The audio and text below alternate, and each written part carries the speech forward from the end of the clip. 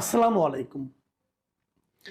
প্রিয় দর্শক, এখন থেকে আমি যখন এই কন্টেন্টটা করছি, যখন কথা বলছি, তার থেকে ঠিক ২০ ঘন্টা আগে আমাদের এই অন্তর্বর্তীকালীন সরকারের একজন সাবেক উপদেষ্টা এবং আমি বলবো বেশ আলোচিত উপদেষ্টা মিস্টার মাহফুজ আলম, উনি তার ফেসবুক পেজে একটা পোস্ট দিয়েছেন। সেই পোস্টের শিরোনাম দিয়েছেন, আরেকবার চেষ্টা করে দেখি।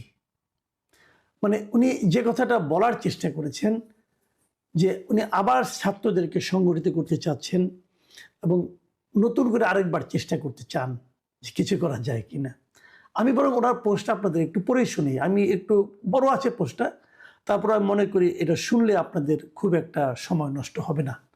তিনি লিখেছেন, নতুনভাবে কিছু করার কথা বলার পর গত ২ সপ্তাহে কয়েকশো ছাত্র ও নাগরিকদের সাথে কথা হয়েছে, যারা নতুন রাজনৈতিক বন্দোবস্ত ও বিকল্প রাজনৈতিক শক্তির ব্যাপারে একসময় আশাবাদী ছিলেন।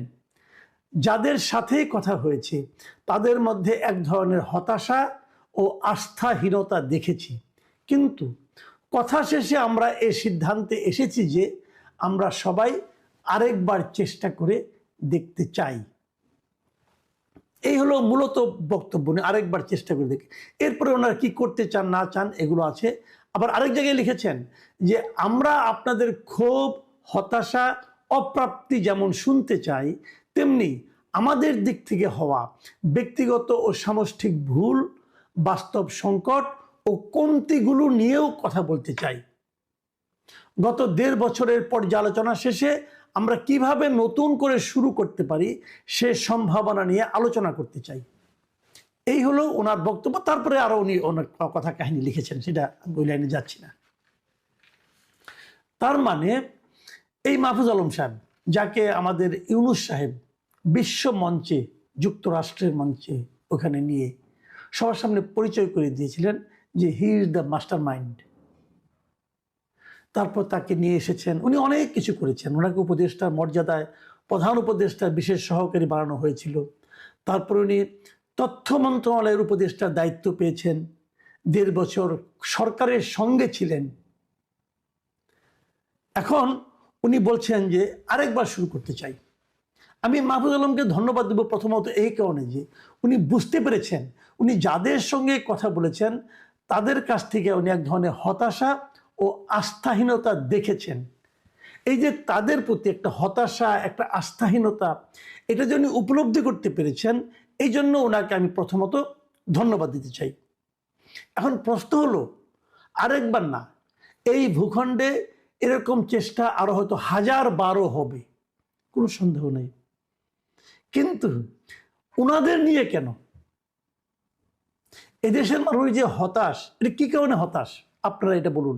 আপনারা শুরুতে যে কথাগুলি বলেছিলেন, নতুন রাজনৈতিক বন্দোবস্ত, যে কথা আপনি এখানেও বললেন, আপনারা এই ১.৫ বছরে কি জনগণের কাছে স্পষ্ট করতে পেরেছেন কি আপনাদের নতুন রাজনৈতিক বন্দোবস্ত? পেরেছেন? আপনি নিজে বুকে হাত দিয়ে বলুন, আপনি কি নিজে রাজনৈতিক বন্দোবস্ত বলতে আপনারা যেটা বুঝেন সেটা কি নিজেরা বুঝেন আসলে, নাকি এখানে শব্দটা মুখস্থ করেছেন? যদি বুঝে থাকেন, একজন লোককে বোঝাতে পেরেছেন আপনাদের নতুন রাজনৈতিক বন্দোবস্তটা কি? অথবা বাদ দেন অন্যদের কথা, আপনারা ক্ষমতায় ছিলেন ৩ জন, আপনারা ৩ বন্ধু, কি করেছেন আপনারা ৩ জন? এই ৩ জন আপনাদের কোন কর্মকাণ্ডের মাধ্যমে, কোন আচরণের মাধ্যমে, কোন সিদ্ধান্তের মাধ্যমে? আপনারা কিন্তু রাষ্ট্র ক্ষমতায় ছিলেন, সরকারে ছিলেন, অনেক কিছু করার ক্ষমতা আপনাদের হাতে ছিল। কোন কাজটার মাধ্যমে আপনারা প্রমাণ করতে পেরেছেন যে আপনারা নতুন কিছু করছেন, এমন নতুন কিছু যার দ্বারা এই দেশের মানুষ উপকৃত হতে পারে? আপনারা গড্ডালিকা প্রবাহে গা ভাসিয়েছেন।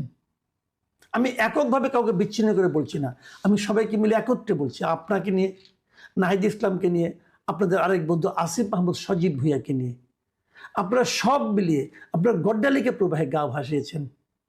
একজন কিছুদিন ওখানে থেকে পরে রাজনৈতিক দল করতে এসেছেন, আরেকজন হাঁসের মাংস এবং ওয়েস্টিন করতে করতে ইউনূস সরকারের দুর্নীতির চেহারায় পরিণত হয়েছেন।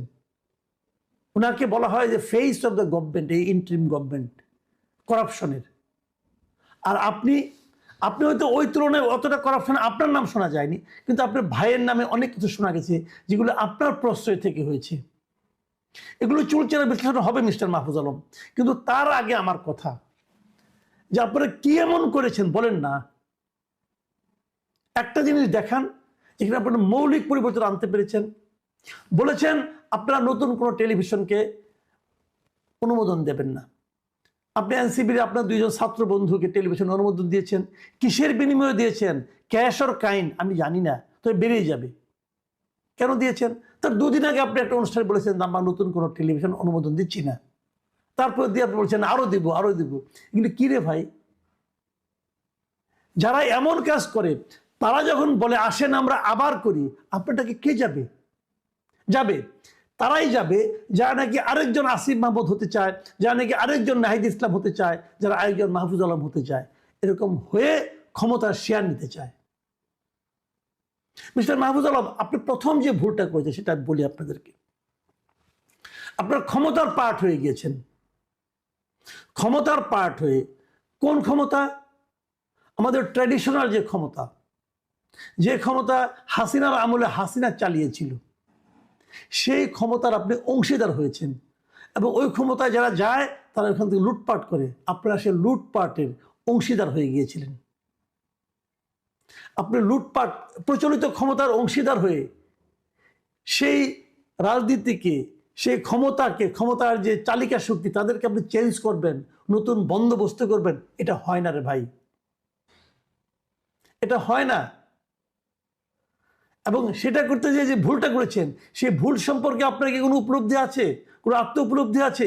আপনি যখন এই ধরনের একটা আহ্বান করেন, আপনাকে আমি প্রথমে রিকোয়েস্ট করব আপনি প্রথমে আত্মসমালোচনা করেন। আপনি বলেন আপনি কি কি করেছেন, কি কি ভুল করেছেন, কি কি করতে চেয়েছেন কিন্তু পারেননি, সেই তালিকাটাকে জনগণের কাছে দেন। তারপরে আপনি আহ্বান করার দুঃসাহস দেখান। আপনি কি এই দেশের মানুষকে বোঝাই পাইছেন ভাই যে আপনি ডাকলেন না সঙ্গে সঙ্গে চলে গেল? বোঝাই পাইছেন? এত সহজ না দুনিয়াটা ভাই। আপনারা কিছু একটা করলেন, মাথায় কাঁঠাল ভেঙে খেলেন, আর এই দেশের মানুষ এটা টের পাবে না, এত সহজ? এই জিনিসটা বুঝতে হবে। ক্ষমতার অংশীদার হয়ে ক্ষমতার চরিত্র পরিবর্তন করা যায় না।